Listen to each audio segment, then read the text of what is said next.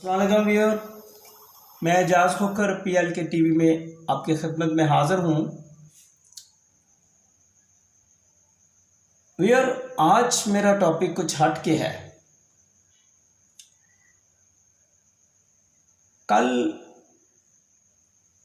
एक हॉस्पिटल में मेरा विज़िट हुआ तो वहाँ मैंने देखा कि एमरजेंसी वार्ड में दो यंग लड़के सीवियर किस्म के ज़ख्मी थे। पूछने से पता चला कि रोड एक्सीडेंट हुआ है।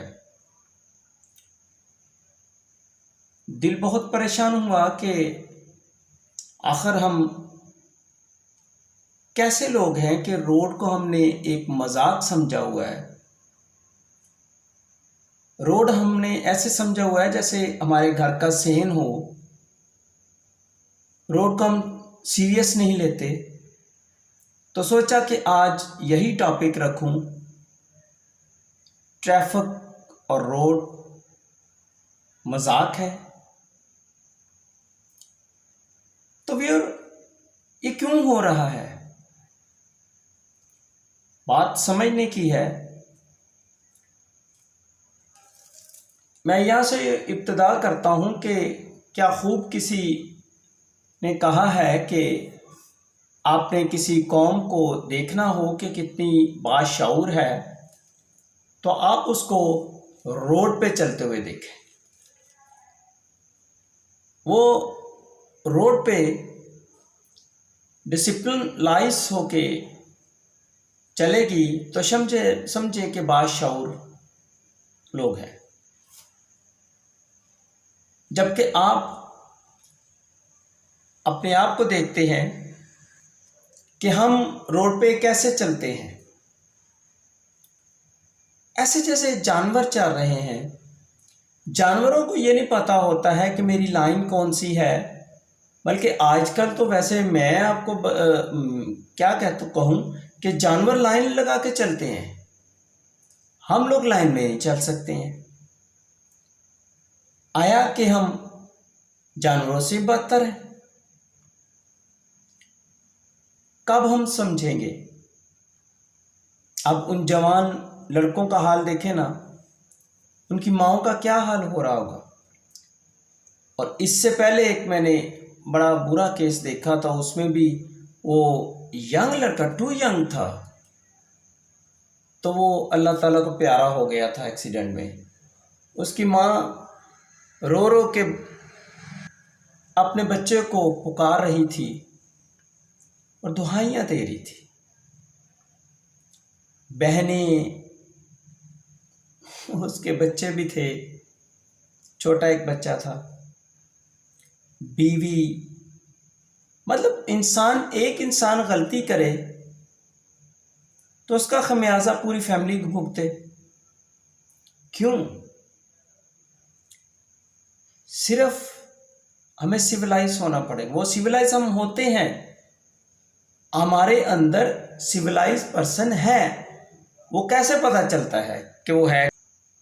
आप देख लें, यही लोग जब बाहर जाते हैं तो बाहर जो ही एयरपोर्ट से उतरते हैं तो सिविलाइज हो जाते हैं। इसका मतलब हमारे अंदर सिविलाइज पर्सन है, बाशऊर आदमी है, लेकिन हम यहाँ उसको निकालना नहीं चाहते हैं।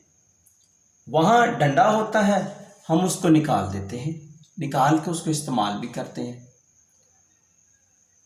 तो क्यों ना व्यूअर, हम अपने ही मुल्क में, अपने ही घर में, अपने ही बीवी बच्चों में, अपने ही माँ बाप में उसको निकालें। करना क्या है? छोटा सा काम है। आप घर से 10-15 मिनट वो निकल जाए, पहले निकल जाए।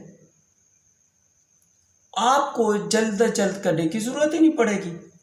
अब आप रोड पे जाते हैं, जल्दी में जाते हैं, आप कहते हैं इस ट्रैफिक को मैं, इस रिक्शे को, इस वैगन को, इसको मैं क्रॉस कर लूँगा तो मैं घर जल्दी पहुँच जाऊँगा।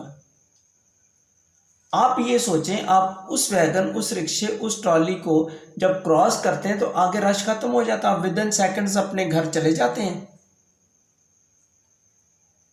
नहीं, उसके आगे फिर रश हो जाता है, फिर आपके आगे ट्रक आता है, फिर आपके आगे कोई चीज़ आती है। तो क्यों आप अपने आप को रिस्क में ले जाते हैं? इवन दैट हम अपनी लाइन में चलते हुए दूसरे की लाइन में आके उसको क्रॉस करने की कोशिश करते हैं, जिससे दूसरी लाइन बंद हो जाती है। दूसरी लाइन जब बंद हो जाती है, हम भी आगे नहीं जा सकते हैं, फिर हम चुप करके बैठ जाते हैं, खड़े होकर तमाशा देख रहे होते हैं और फिर रोड खुलने का इंतज़ार कर रहे होते हैं, और हमारा टाइम उससे भी ज़्यादा खर्च हो जाता है वहाँ पे। क्यों? कभी आपने सोचा है ये ऐसा क्यों होता है?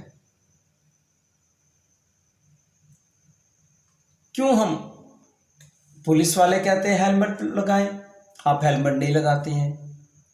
क्यों नहीं लगाते हैं भाई? हालांकि वो आपकी बेहतरी के लिए कहते हैं वो लोग।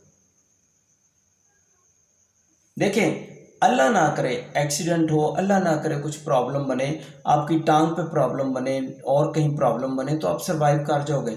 लेकिन सर पे चोट लगे या सर वाली जगह पे कहीं चोट लगे तो आप सरवाइव नहीं कर पाओगे। सर ऐसी चीज़ है जिससे बंदा कायम रहता है, जिंदा रहता है। तो इसलिए मेहरबानी फरमा के मैं कैसे आपको बताऊं, मुझे उम्मीद है वैसे कि कोई तो कुछ फ़र्क तो पड़ेगा। कुछ लोग होते हैं इधर से सुनते हैं उधर से निकाल देते हैं, लेकिन मुझे उम्मीद है कि आप लोग थोड़ा समझेंगे ताकि आपके भाई बहन माँ बाप खुश व खुरम रहें। आप अपने आप को रिस्क में ना लेके जाएं, तसल्ली से आराम से ड्राइविंग करें, ठीक है। और उम्मीद है मेरी बात आपको समझ आई होगी, और मैं उम्मीद करता हूँ कि मुझे रिमार्क्स में भी, कमेंट्स में भी आप अच्छे और बुरे कमेंट्स देंगे ताकि मैं इन फ्यूचर भी आपके लिए ऐसी चीज़ें लेके आता रहूँ। और नेक्स्ट टाइम मेरी कोशिश होगी मैं वाइट बोर्ड पे ट्रैफिक के रूल्स एंड कवानीन के मुताबिक, रूल्स के मुताबिक आपको थोड़ा सा गाइड कर सकूँ। इसी के साथ मुझे इजाज़त दीजिए।